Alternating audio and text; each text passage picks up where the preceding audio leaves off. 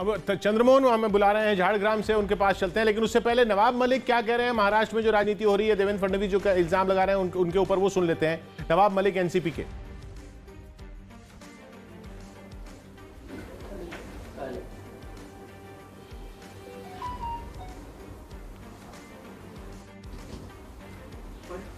ये मतदान से अलग जो महाराष्ट्र में राजनीति हो रही है उस पर नवाब मलिक की प्रतिक्रिया, देवेंद्र फडणवीस ने जो आरोप लगाया उस पर। महाराष्ट्र के साइबर सेल ने रश्मि शुक्ला की रिपोर्ट को लेकर कहीं ना कहीं गुनाह हुआ। ऑफिशियल सीक्रेट एक्ट में और टेलीग्राफ एक्ट के तहत अज्ञात व्यक्ति के खिलाफ मुकदमा दर्ज करने का काम किया है। मुकदमा दर्ज होने के बाद महाराष्ट्र के प्रतिपक्ष नेता देवेंद्र फडणवीस जी थोड़े से परेशान नजर आते हैं। उन्होंने कहा कि रश्मि शुक्ला की रिपोर्ट मैंने सिर्फ 2 पन्ने दिखाए थे, नवाब मलिक ने पूरी रिपोर्ट लोगों के सामने रखी।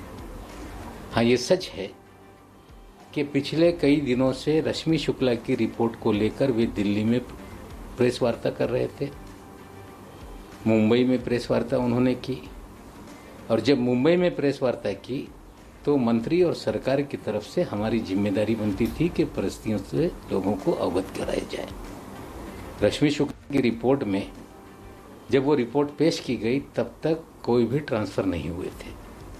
उस समय 10 आईपीएस अधिकारियों के ट्रांसफ़र हुए और रश्मि शुक्ला की रिपोर्ट पूरी तरह से आधारहीन थी। रश्मि शुक्ला ने बिना परमिशन के कुछ लोगों के फ़ोन टैप किए, कुछ व्यक्तिगत आपस में कोई लोग बात कर रहे थे, उसके आधार पर रिपोर्ट बनाई गई। और जब रिपोर्ट उन्होंने दी तो सिर्फ उसके कुछ अंश सारांश बना के एसीएस कुंटे साहब को दी थी, और कुंटे साहब ने उस वक्त सवाल पूछा कि आपने परमिशन बिना कैसे फ़ोन टैप किया, या जो आप आरोप लगा रही हैं कोई भी तबादला नहीं हुआ।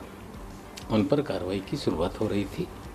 व्यक्तिगत कारणों से उनके पति का देहांत हो गया था, बच्चों का हवाला देके कहीं ना कार्रवाई रोकी गई, ये सच्चाई है।